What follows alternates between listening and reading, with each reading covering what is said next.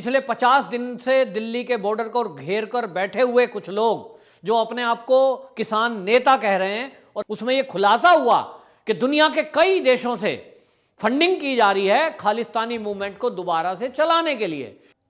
उन लोगों के खिलाफ राष्ट्रद्रोह की धाराओं में अलग अलग थानों में दिल्ली पुलिस ने केस दर्ज किए।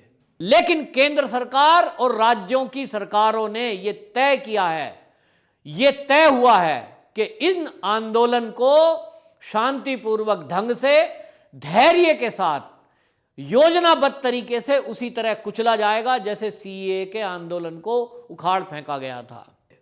लेकिन अब सिद्ध हो गया, क्योंकि उनकी पोल खुल गई। अब यह सिद्ध हो गया है कि यह जो आंदोलन है इसमें खालिस्तानी एंगल तो था ही था, यह शुद्ध रूप से राजनीतिक धरना है, क्योंकि अभी तक पीछे से मदद कर रहे लोग आगे आके खड़े हो गए हैं। नमस्कार, मैं हूं पवन त्यागी। पिछले 50 दिन से दिल्ली के बॉर्डर को घेर कर बैठे हुए कुछ लोग जो अपने आप को किसान नेता कह रहे हैं और किसानों को लेकर के यहां आकर दिल्ली को घेर कर अराजकता का माहौल पैदा कर दिया, उसमें भी 26 जनवरी के दिन जो उन्होंने तांडव किया दिल्ली के अंदर और जो हिंसक वारदात की जिसमें पुलिस कर्मियों को घायल कर दिया, उसके बाद भी उनका मन नहीं भरा और तिरंगे का अपमान कर दिया। इसके बाद पूरे देश से एक आवाज उठी कि ये वास्तव में किसान नहीं हो सकते, ये कोई उग्रवादी हैं, ये खालिस्तानी हैं, क्योंकि खालिस्तानी ही अपने एक निशान को लेकर चल रहे थे जिसके लिए उन्होंने नारे भी लगाए और कहा कि अब ने लाल किले पे कब्जा कर लिया है और हम इस हिंदुस्तान बनेगा खालिस्तान, ये उनका नारा था। तो उन्हीं लोगों के मंसूबे पूरे होते हुए दिख रहे हैं। वहीं आपको बताएं कि गुप्तचर एजेंसियों की जो रिपोर्ट आई उसमें यह खुलासा हुआ कि दुनिया के कई देशों से फंडिंग की जा रही है खालिस्तानी मूवमेंट को दोबारा से चलाने के लिए। इसका मतलब तो यह तय हो गया कि ये जो नेता हैं किसानों के नाम पर, किसान नेताओं के नाम पर दिल्ली को घेर कर जो बैठे हैं और जिनके निगरानी में, जिनके नेतृत्व में 26 तारीख को जो दिल्ली में अंदर मौत का तांडव खेला गया, नंगा नाच हुआ इस तरह का कि उन्होंने पूरी अराजकता फैलाई और देश को शर्मसार किया, उन लोगों के खिलाफ राष्ट्रद्रोह की धाराओं में अलग अलग थानों में दिल्ली पुलिस ने केस दर्ज किए और यह तय हुआ कि इन नेताओं की धरपकड़ की जाएगी। और जिन लोगों ने भी दिल्ली में उत्पात मचाया है, 300 से अधिक पुलिस कर्मियों को घायल कर दिया, तलवार, भाले, पत्थर, डंडे इनका प्रयोग किया, इन सब को पकड़ा जाएगा और इनके खिलाफ राष्ट्रद्रोह की धाराओं में केस दर्ज करके कार्रवाई की जाएगी, एक एक को खोजा जाएगा। तो पुलिस ने अपना काम शुरू किया। दिल्ली पुलिस की स्पेशल सेल और दिल्ली पुलिस और उत्तर प्रदेश पुलिस ने अपने अपने तरीके से वीडियो की फुटेज को खंगालना शुरू किया और अलग अलग धाराओं में केस दर्ज हुए। तो अपराधियों को पकड़ने के लिए आदेश दिया गया। तो अपराधियों को पकड़ने के लिए पुलिस और प्रशासन ये जो धरना स्थल है यहां पर पहुंचा, लेकिन उनको केंद्र सरकार और राज्य सरकार की तरफ से, जहां उत्तर प्रदेश में योगी जी हैं, दिल्ली जो मुख्यमंत्री, हमारे दिल्ली की जो पुलिस है वो गृह मंत्री अमित शाह के अधीन आती है, इन सब की तरफ से निर्देश है पुलिस को, क्योंकि इसके बीच ये नेता तो किसानों के नाम पर, किसानों के कंधे पर बंदूक रख के खेल खेल रहे हैं। पीछे बेशक खालिस्तानी मूवमेंट को चलाने वाले लोग इसमें हैं, लेकिन वो पीछे छुपे हुए हैं, आगे उन्होंने आम पब्लिक को किया हुआ है। जैसा हमने शाहीन बाग में देखा था, सेम वही कि स्त्री और बच्चे आगे कर दिए। इस किसान आंदोलन में भी स्त्री, बच्चे और बुजुर्ग उनको आगे कर दिया है और नेता उनके पीछे छुप के खड़े हो गए हैं और मंचों से घोषणा कर रहे हैं कि अगर पुलिस ने उन्हें हाथ लगाया तो यहां गोलियां चल जाएंगी। मतलब वो खुद नहीं चलाएंगे, लोगों से चलवाएंगे, पुलिस उन पर चलाए। लेकिन केंद्र सरकार और राज्यों की सरकारों ने यह तय किया है, यह तय हुआ है कि इन आंदोलन को शांतिपूर्वक ढंग से, धैर्य के साथ, योजनाबद्ध तरीके से उसी तरह कुचला जाएगा जैसे सीएए के आंदोलन को उखाड़ फेंका गया था। एक भी आदमी नहीं मरा, एक भी गोली नहीं चली। जो गोलियां चली वो उपद्रवियों की तरफ से चली, मारपीट हुई, लेकिन उन लोगों ने पत्थर मारा या पुलिस को मारा जो उपद्रवी थे। अब उनके ऊपर कार्रवाई हुई, उनके जो लीडर थे जिन्होंने ये हिंसा करवाई थी सीए के नाम पर, आज वो जेल के अंदर बंद हैं। ठीक इसी योजना पर दिल्ली पुलिस और यूपी पुलिस आज काम कर रही है कि शांतिपूर्वक तरीके से इस आंदोलन को कैसे खत्म किया जाए। तो योजना बनी और योजना बना करके राकेश टिकैत को गिरफ्तार करने के लिए दिल्ली पुलिस और यूपी पुलिस मिलकर के पहुंची। उन्होंने राकेश टिकैत के जो कैंप जहां लगा था गाजीपुर बॉर्डर पर, उसको घेर लिया और घेर करके वहां बिजली और पानी काट दिया। प्रशासन का मानना यह था कि जब बिजली और पानी कट जाएगा तो उसके बाद जब पानी की आपूर्ति नहीं होगी तो इनके लिए जो 24 घंटे चाय चल रही है, यहां जो शाही पनीर और मटन बन रहा है, जो मुर्गे बन रहे हैं, ये जो खाना यहां रोज 24 घंटे लजीज व्यंजन बन रहे हैं, ये नहीं बनेंगे। और उन्होंने घोषणा की बाकायदा जिला अधिकारी गाजियाबाद ने कि जिन लोगों को अपने घर जाना है वो सुरक्षित यहां से निकल सकते हैं, हम उनको कुछ नहीं कहेंगे। बाकी लोग, हमें केवल कमेटी के लोगों को गिरफ्तार करना है जिनके खिलाफ एफआईआर में नाम हैं, वो गिनती के 8-10 लोग हैं। लेकिन आप देखिए कि ये जो योजना बना रहे थे कि इनको घेर कर बैठ जाओ, राकेश टिकैत ने एक इमोशनल कार्ड खेला और मीडिया को बुलाकर मीडिया के सामने बच्चों की तरह रोए और रोते हुए कहा, मेरे साथ गद्दारी करी है, मेरे साथ धोखा कर दिया है, मैं तो मोदी का ही आदमी हूं। मतलब उन्होंने ये कहा कि मैंने भाजपा को वोट दी है, तो वो ये कहना चाह रहे थे योगी जी को भी कि मैं तो तुम्हारा ही आदमी हूं, तो मैं अलग नहीं हूं। और इसलिए उन्होंने कहा, गांव वालों से आह्वान कर दिया ऑनलाइन मीडिया के सामने कि सभी गांव वाले आ जाओ भाई, मेरी जान खतरे में है, ये मुझे मार देंगे, यहां तो भाजपा के गुंडे हैं। कमाल हो गया भाई। ये गाजीपुर पे बैठे हुए हैं पिछले 50 दिन से, और जिन लोगों के ट्रैक्टर ट्रॉलियों का हिसाब, एक एक व्यक्ति का हिसाब ये राकेश टिकैत के पन्नों में नोट है। वो आदमी ट्रैक्टर रैली लेकर निकलते हैं वो किसान, और लाल किले पे धावा बोलते हैं और ये कहते हैं साहब मैं तो इन्हें जानता नहीं, ये तो उपद्रवी थे, इनसे मेरा लेना देना नहीं। वो अब कैसे गिरगिट की तरह बदल गए कि आज वो कहते हैं कि भाई मैं तो मैं तो बीजेपी का ही हूं और वो तो भाजपा वाला था, जिसने झंडा फहराया वो भी भाजपा का था, जिन्होंने लाल किले में दंगा करा वो भी भाजपा के थे। वाह भाई वाह, कमाल है नेताओं, तुम्हारा भी गिरगिट को भी तुमने मात कर दिया। तो गिरगिट भी रंग बदलने में कुछ समय लेता होगा, पर ये नेता रंग बदलने में जरा भी समय नहीं लेते। ये एक तरफ राकेश टिकैत कहता है कि वो जो दीप सिद्धू है उसकी फोटो धर्मेंद्र के साथ है, सनी देओल के साथ है, मोदी जी के साथ है, इसका मतलब वो भाजपा का आदमी है। और जब एक पत्रकार पूछता है कि भाई आपका तो कैप्टन अमरिंदर सिंह के साथ फोटो है, तो क्या आप भी कांग्रेस के आदमी हो, उस पर वो कहते हैं नहीं साहब, जवाब नहीं देते। लेकिन अब सिद्ध हो गया क्योंकि उनकी पोल खुल गई।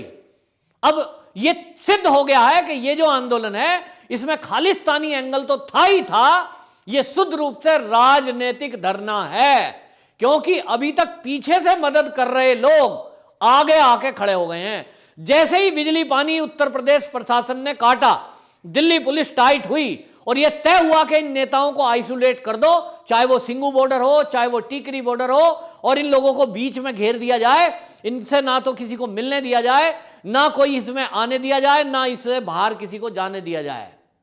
तो रात को 12 बजे अरविंद केजरीवाल दिल्ली के मुख्यमंत्री आदेश देते हैं अपने विधायक को, अपने मंत्रियों को कि वहां पानी पहुंचाओ।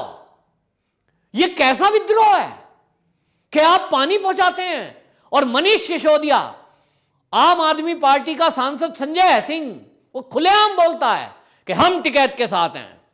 राघव चड्ढा खुद पानी का टैंकर लेकर पुलिस वालों से भिड़ता है, कैसे नहीं जाने दोगे, अन्नदाता हैं, इनकी हम रोटी खाते हैं, इन्हें हम पानी देने आए। अरे भाई, पुलिस की एक योजना है कि आप अगर एक डंडा चला दे पुलिस वाले तो आप कहोगे जी किसानों को पीटा।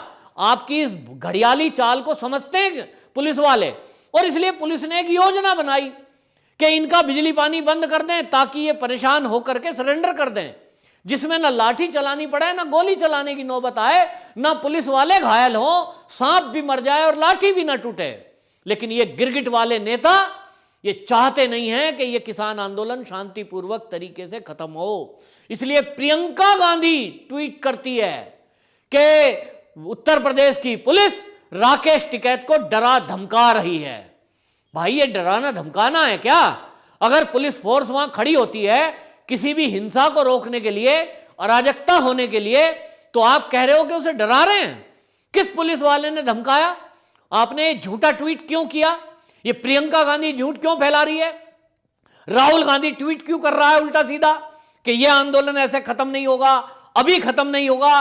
और हद जब हो गई कि कांग्रेस का सांसद उदित राज वहां जाकर के सामने बैठ गया मंच के, खुलेआम समर्थन करता है कि हम तुम्हारे साथ हैं राकेश टिकैत जी, तो इसका मतलब कांग्रेस साथ है।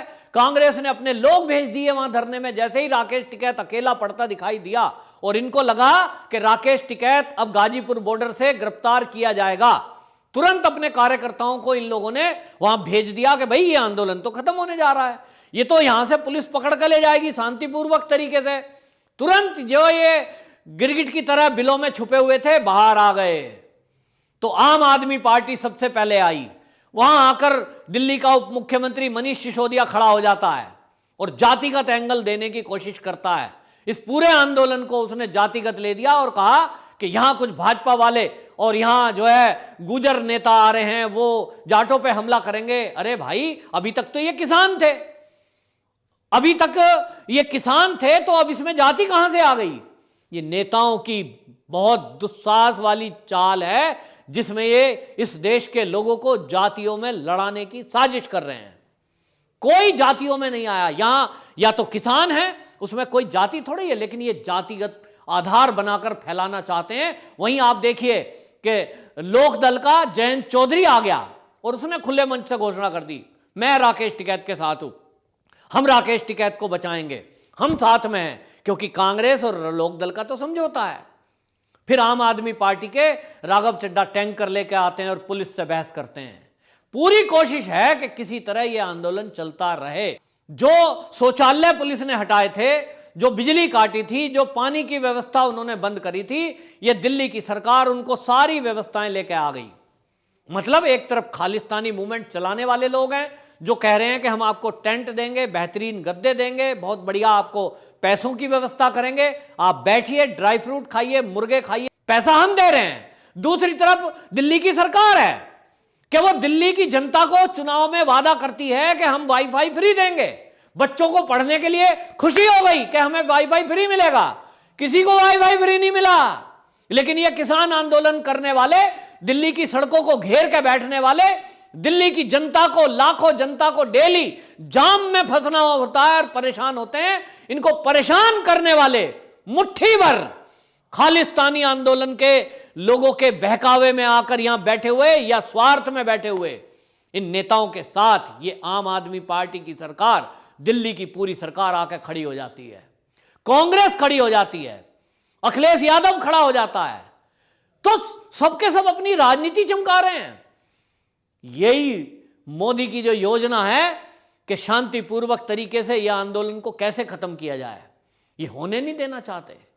ये देखा इन्होंने कि जब आंदोलन खत्म होने जा रहा है तो ये इसको और रूप देने लगे और आज कहीं धर्म के आधार पर, कहीं जाति के आधार पर जहर उगलने के कोशिश में ये नेता हैं। और इसीलिए आप देखिए एक एक करके गाजीपुर बॉर्डर पर पहुंच रहे हैं और अचानक आप सोचिए कि गाजीपुर पर राकेश टिकैत जैसे ही रोया कि भाई मुझे पुलिस पकड़ लेगी और अब मैं मरने जा रहा हूं, अब जल्दी से आ जाओ, तो भाई बागपत बड़ौद दिल्ली से कितना किलोमीटर है? लगभग 100 किलोमीटर है। ट्रैक्टर ट्रॉली चली होगी तो कितनी स्पीड से ट्रैक्टर से लोग चले होंगे? तो 30-40 की स्पीड से चले होंगे। कैसे आ गए वो? 1 घंटे के अंदर। लेकिन 1 घंटे के अंदर वहां भीड़ लग गई और जो लोग 200 थे वो 500-600 हो गए। अचानक कहां से आ गए? ये सब जांच का विषय है।